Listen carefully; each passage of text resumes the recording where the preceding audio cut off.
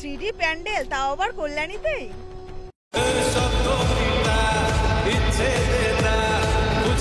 কবে ওপেন হচ্ছে অক্ষরধাম টেম্পল?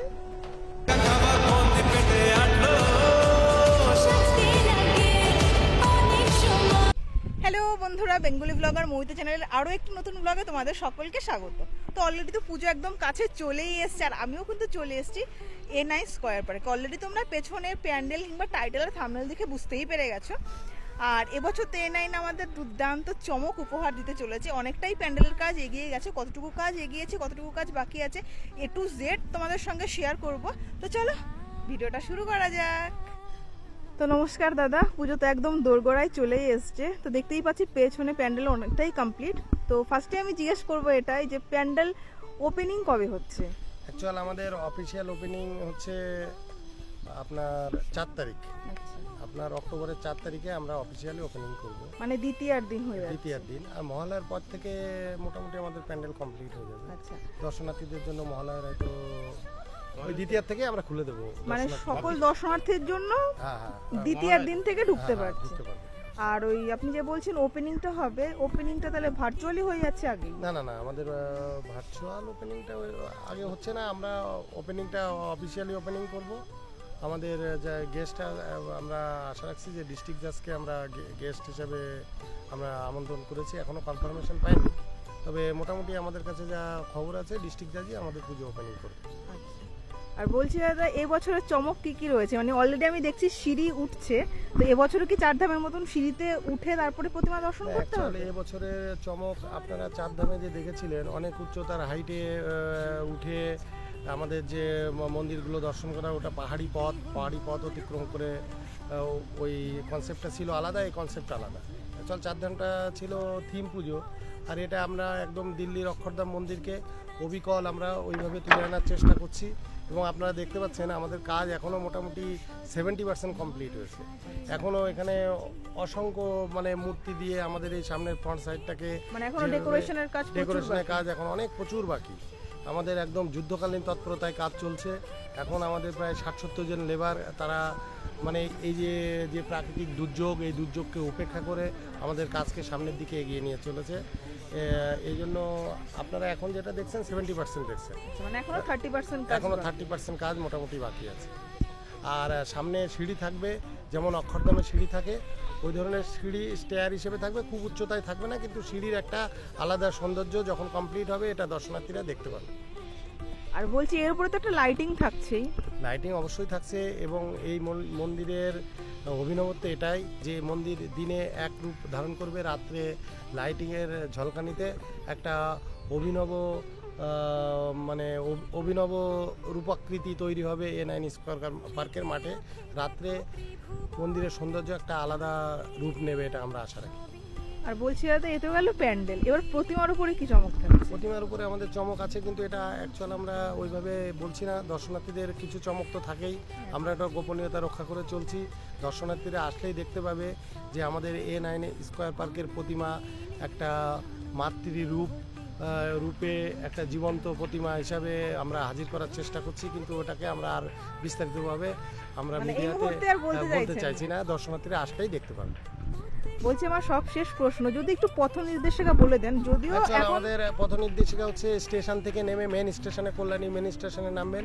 নেমে ডিসি বিল্ডিং এর সামনে দিয়ে বিদ্যাসাগর মঞ্চ হয়ে বাঁদিকে যে রোডটা বেরিয়ে এসেছে, আর আমাদের অ্যাড গেটগুলো করা হয়েছে ওভাবে একটা দিক নির্দেশনা দেওয়া আছে দর্শনার্থীদের। এবার কোনো অসুবিধা হবে না। বিগত 4 ধামে প্রচুর দর্শনার্থীর চাপে দর্শনার্থীদের হয়তো কম বেশি অসুবিধা হয়েছে, সেই সমস্ত দর্শনার্থীদের কাছে আমাদের করজোড়ে নিবেদন, এবার আমরা অত্যন্ত সুশৃঙ্খলভাবে দর্শনার্থীদের যাতে কোনো অসুবিধা না হয় সেই ব্যবস্থা আমরা A9 স্কয়ার পার্ক দুর্গাপুজো কমিটির পক্ষ থেকে রেখেছি। আর বলছি দাদা, অনেক বয়স্ক দর্শনার্থী আসেন, তাদের জন্য স্পেশালি কোনো রকম? অবশ্যই আমরা বয়স্ক দর্শনার্থীদের জন্য আমরা স্পেশালি ব্যবস্থা রেখেছি। আমাদের যে ভিআইপি গেট আছে ওখান থেকে আমরা বয়স্ক যারা সিনিয়র সিটিজেন আছে তাদেরকে আমরা ওখান থেকে আমরা ঢুকিয়ে নেব। ঠিক আছে দাদা, অনেক ধন্যবাদ। হ্যাঁ, আপনাদেরকে অনেক ধন্যবাদ। দেখো তোমরা তো দেখতেই পাচ্ছ আমি কিন্তু চলে এসেছি, জাস্ট এই গেটটা দিয়ে এন্ট্রি নিলাম। চারিপাশে দেখতেই পাচ্ছ প্রচুর কিন্তু কাঠ, বাটাম, প্লাই সমস্ত কিছু রাখা আছে। এই দিক দিয়ে দেখো একটা ছোট্ট মানে উঁচু মতন করা হয়েছে, আর ওই সাইডে কিন্তু সিঁড়িও করে দেওয়া হয়েছে। এতে কিন্তু বোঝাই যাচ্ছে যে এই দিক দিয়ে কিন্তু একটা পাটাতন মতন থাকবে, একটা সিঁড়িও করা হবে। সিঁড়ি দিয়ে উঠে কিন্তু তারপরে তোমরা ঠাকুর দেখবে। আর দেখো ওই পাশ দিয়ে আগের দিনে তোমাদেরকে যেটা দেখিয়েছিলাম বিভিন্ন দেবদেবীর ছবি, মানে যেগুলো ফাইবারের স্ট্রাকচার টোটালি ছিল, একটু পরে আমি যাব সেই দিকটা। তার আগে তোমরা দেখো এক ঝলক দেখে নাও, এদিক দিয়ে কিন্তু পাটাতন মতন করাও হয়েছে, প্লাস সিঁড়িও মতন করা আছে, মানে সিঁড়ি দিয়ে উঠে তারপরে কিন্তু মাতৃ প্রতিমা দর্শন করতে হবে। আর এই হচ্ছে প্যান্ডেল এক ঝলক, একটু পরে তো খুব ভালো করে দেখাবোই। তার আগে চলো চারিদিকটা তোমাদের একটু দেখিয়ে দিচ্ছি কী কী মেটেরিয়ালস চারিদিকে রাখা আছে। আগের দিন তোমাদের যেটা দেখিয়েছিলাম সেটা কিন্তু শুধুমাত্র রাখা ছিল ফাইবারের স্ট্রাকচারগুলো, মানে তৈরি করা হয়েছিল, কিন্তু আজকে কিন্তু দেখতেই পাচ্ছ কালার হয়ে গেছে। যেই রকম কালারটা প্যান্ডেলের গায়ে বসেছে সেরকম সেম কালার কিন্তু এখানে হাতির বেশ কালার হয়ে গেছে। এরপরেও আরও আসবে, এখন অবধি যেইটুকু আছে সেইটুকুই তোমাদের সঙ্গে শেয়ার করছি। এছাড়াও তো দেখো এদিক দিয়ে কিন্তু প্রচুর দেব দেবীর ছবি আছে, টোটালি কিন্তু ফাইবারের। এইগুলো যেগুলো শুকনো হয়ে গেছে সেইগুলো কিন্তু আলাদাভাবে রাখা হয়েছে। আর এই দিক দিয়ে দেখো হাতের ওপরে কিন্তু রং করে তারপরে কিন্তু এই সাইড দিয়ে রাখা।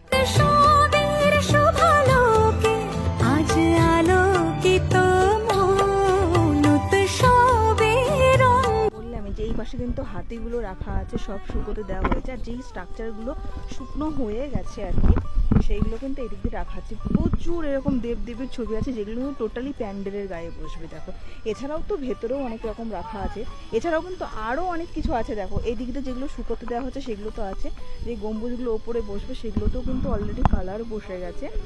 মানে বুঝতেই পারছো প্রাকৃতিক দুর্যোগ, এনারা কিন্তু আগে এরকম কালার করে রেডি করে রাখছেন যাতে বৃষ্টি হলেও কোনো রকম কোনো প্রবলেম না।